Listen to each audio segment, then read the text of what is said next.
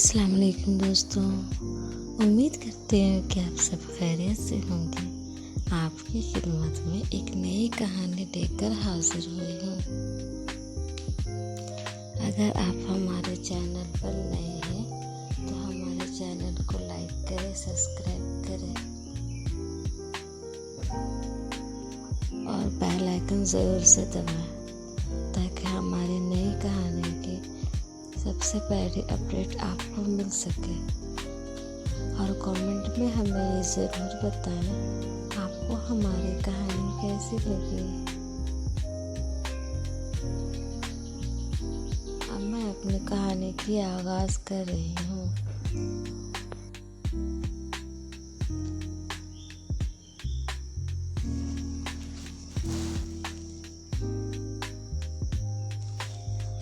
शहर के बीचों बीच एक पुरानी गली में किताब नगर के नाम से एक छोटी सी किताबों की दुकान थी।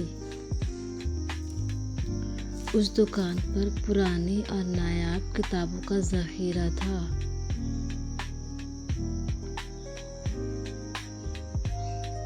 उसी दुकान के कोने में एक शख्ता कुर्सी पर बैठा अहमद अपनी दुनिया में मगन रहता। वो एक ऐसा नौजवान था जिसकी आंखों में हजारों कहानियां रक़स करती थी और होठों पर अक्सर एक बेनाम मुस्कुराहट सी रहती थी।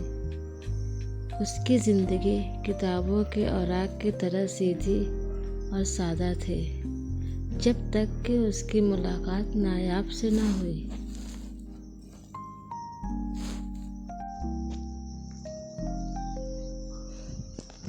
नायाब अपने नाम की तरह अनोखी और खूबसूरत थी। वो शहर के एक मशहूर मुसव्विरा थे जिसके बरस से निकलने रंग कैनवस पर जिंदगी के अक्स पेश करते थे। एक दिन वो अपनी किसी पेंटिंग की पुरानी किताबों में कुछ तलाश करने किताब नगर आई। दुकान में दाखिल होते ही उसकी नज़र अहमद पे पड़ी, जो वारिस शाह की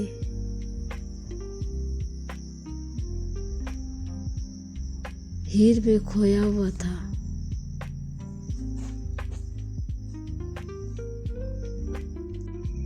उसके चेहरे पर एक अजीब सी मासूमियत थी जो नायाब को भा गई। नायाब ने एक पुरानी पेंटिंग की किताब अहमद से मांगी। अहमद ने सर उठाया और उसकी आंखों में एक लम्हे को जैसे कायनात सिमट आई।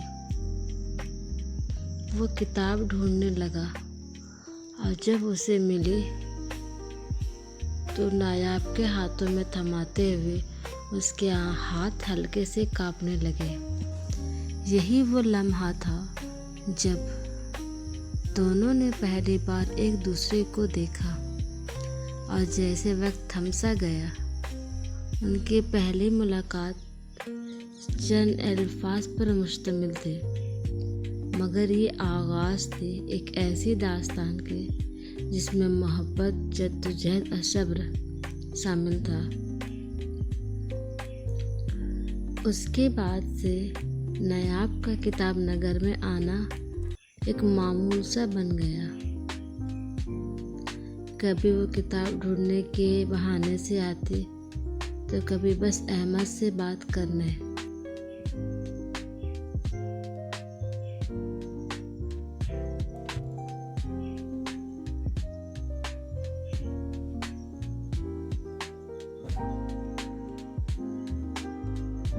अहमद भी उसके लिए बहुत सारी किताबें अलग करके रख देता था। उनके दरमियान किताबों और शायरी के ज़रिए बातों का एक सिलसिला शुरू हो गया जो धीरे धीरे दोस्ती और फिर मोहब्बत में तब्दील आ गई।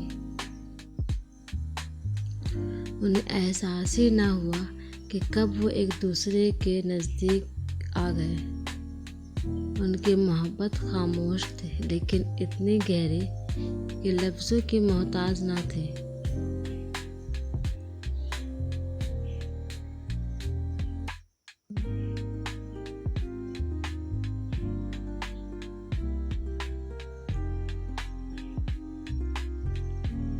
अहमद और नायाब की दास्तान भी आजमाइशों से खाली न थी। जब उनके रिश्ते का इन दोनों के घर वालों को हुआ तो मुखालफत का एक नया तूफान खड़ा हो गया। चूँकि नायाब का ताल्लुक एक अमीर और बाअसर घराने से था, जहां उनकी शादी के लिए एक बड़ा बिजनेसमैन के बेटे का इंतखाब किया गया था। नायाब के वालिदैन को अहमद की सादगी और उसके से छोटे से कारोबार पर एतराज़ था। उनकी नज़र में अहमद नायाब के लायक नहीं था। तुम एक किताब बेचने वालों से शादी करोगी? हमारी नाक कट जाएगी, उसकी माँ ने गुस्से में कहा। नायाब ने हर तरह से उन्हें समझाने की कोशिश की, लेकिन उनके वालिदैन अपनी जिद पर अड़े रहे। दूसरी तरफ अहमद के घर वाले भी उसके रिश्ते के खिलाफ थे, लेकिन उनकी वजह मुख्तलिफ थी। वो नायाब की अमीराना हैसियत से खौफज़दा थे। उन्हें लगता था नायाब उनकी सादातर ज़िंदगी में ढल नहीं पाएगी और ये रिश्ता ज़्यादा देर नहीं चल सकेगा। अहमद की माँ ने उसे समझाया, बेटा वो बड़े लोग हैं, उनकी ऐश व इशरत वाली ज़िंदगी से तुम उसका मुकाबला नहीं कर पाओगे और न ही वो तुम्हारे साथ खुश रहेगी। दोनों के घर वालों की तरफ से शदीद दबाव का सामना करना पड़ रहा था। नायाब पे हर तरह से शादी का दबाव डाला जा रहा था। उसके फ़ोन छीन लिए गए थे, उस पर पाबंदियां आयद कर दी गई थी, जिससे वो अहमद से मिल ना सके।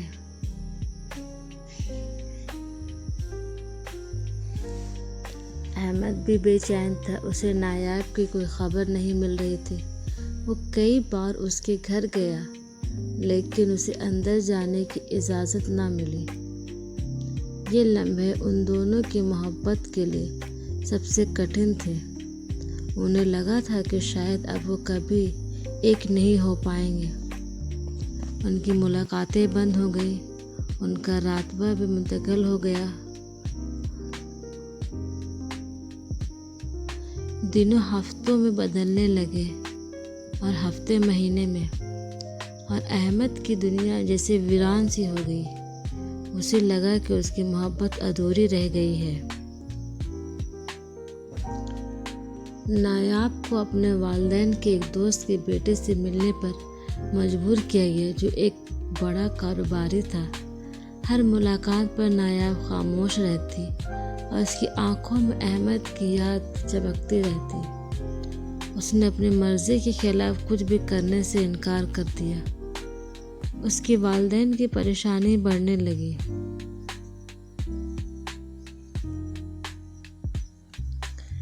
एक दिन अहमद ने हिम्मत की और नायाब के घर के बाहर घंटों खड़ा रहा। भला आखिर नायाब की छोटी बहन ने उसे देख लिया और चुपके से एक ख़त लाकर दे दिया। उस ख़त में नायाब ने अहमद को बताया था वो किस कदर मजबूर है और उससे मिलने के लिए कितनी तड़प रही है। उसने लिखा था, मेरी मोहब्बत पर भरोसा रखना, हम ज़रूर मिलेंगे चाहे कुछ भी हो। ये ख़त अहमद के लिए उम्मीद की किरण बन गई और उसे मज़ीद ताकत मिल गई। नायाब ने अपने वालिदैन के सामने बगावत का ऐलान कर दिया। उसने शादी से साफ इनकार कर दिया और कहा वो अहमद के अलावा किसी और से शादी नहीं करेगी। उसके इस फैसले ने घर में एक तूफान बर्पा कर दिया। उसके वालिदैन ने उसे जायदाद से बेदखल करने की भी धमकी दी, लेकिन नायाब अपने फैसले पर कायम रही। अगर मेरी खुशी अहमद के साथ है तो मुझे आपकी दौलत नहीं चाहिए। इधर अहमद भी हाथ पर हाथ धरे बैठा नहीं रहा। उसने अपनी दुकान को बेहतर बनाने के लिए दिन रात एक कर दिया। उसने पुराने किताबों के साथ साथ नायाब के फन को देखते हुए उसके हाथों से बनी हुई डायरियों और पेंटिंग्स को भी फरोख्त करना शुरू कर दिया। उसके काम में लगन और मेहनत से उसे तरक्की की राह पर परवान चढ़ाने लगी। उसने अपनी सलाहियतों को निखारा और जल्द ही उसकी दुकान किताब नगर शहर के एक मारूफ अदबी जगह बन गई, जहाँ पर सिर्फ किताबें नहीं बल्कि अदबी महफिलें भी मुनक़दिद होने लगी।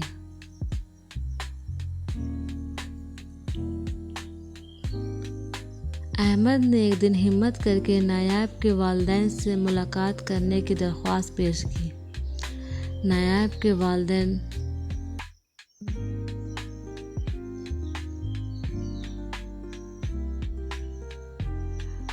ने बादिल ख्वास्ता उसे बुला लिया। अहमद ने उनके सामने अपने मंसूबा पेश किया। वो अपनी दुकान को मज़ीद फैलाना चाहता है और ऑनलाइन भी किताबें फरोख्त करना शुरू कर दी है। उसने अपनी मेहनत और लगन से साबित किया वो नायाब को खुश रख सकता है, न सिर्फ माली तौर पर बल्कि ज़हनी और जज्बाती तौर पर भी। उसने ये भी कहा उसकी मोहब्बत नायाब के लिए किसी दौलत से कम नहीं है। अहमद की मोहब्बत और नायाब के अटल इरादे ने भला आखिर दोनों ख़ानदानों को झुकने पर मजबूर कर दिया। नायाब के वालिदैन ने जब देखा उनकी बेटी किसी भी कीमत पर अहमद को नहीं छोड़ेगी और अहमद भी एक मेहनती और बावकार शख्स है, तो उनका दिल पसीज गया। इस तरह अहमद के वालिदैन को भी नायाब की सादगी और उसके प्यार ने मुतासिर किया। उन्होंने ये समझ लिया दौलत और समाजी हैसियत से ज़्यादा अहम खुशी और मोहब्बत है। कई महीनों की जद्दोजहद, सब्र और आजमाइश के बाद वो दिन भी आ गया जब अहमद और नायाब की मोहब्बत को मंजूरी मिल गई। एक सादा मगर खूबसूरत से तकरीबात में दोनों ने एक दूसरे को अपने जीवन साथी चुन लिया। ये शादी महज दो अफराद के नहीं बल्कि दो ख़ानदानों के दरमियान गलतफहमियों के पलने और प्यार व एहतराम के फ़रोग़ की अलामत थी। नायाब ने किताब नगर को एक नई जद्दोजहद दी। उसने दुकान में एक आर्टिस्ट गैलरी भी बनाई जहां नौजवान मुसव्विरों की हौसला अफजाई की जाती थी। अहमद और नायाब की ज़िंदगी एक सादा खूबसूरत हो गई। वो एक दूसरे की ताकत थे। उनका प्यार उनकी हर कामयाबी की बुनियाद थी। अहमद की किताबों की दुनिया में नायाब के रंगों ने एक नई रूह फूंक दी। उनकी कहानी शहर में एक मिसाल बन गई। ये इस बात की सबूत थी सच्ची मोहब्बत हर मुश्किल को अबूर कर सकती है अगर दिलों में पुख्ता इरादा और एक दूसरे पर यकीन हो। अहमद और नायाब ने साबित किया मोहब्बत दौलत, हैसियत या समाजी रुतबे का मोहताज नहीं होती, बल्कि ये कुर्बानी, सब्र और एक दूसरे के लिए एहतराम से परवान चढ़ती है। उनकी ज़िंदगी में अब सुकून और खुशियों से भरपूर थी। वो दोनों हमेशा के लिए एक दूसरे के हो चुके थे। दोस्तों, ये एक पाक और सच्ची मोहब्बत थी जो हर तकलीफ, हर मुसीबत को बर्दाश्त करने के बाद उन्हें तोहफे में मिली थी।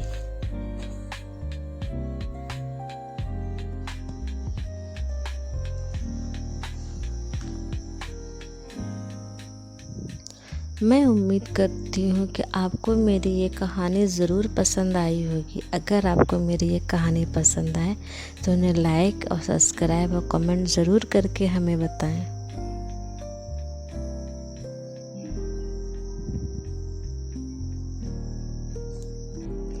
हमें आपके कमेंट का इंतज़ार रहेगा। मैं बहुत जल्द आपकी खिदमत में एक नई कहानी के साथ हाजिर होंगे। तब तक के लिए अल्लाह हाफिज़।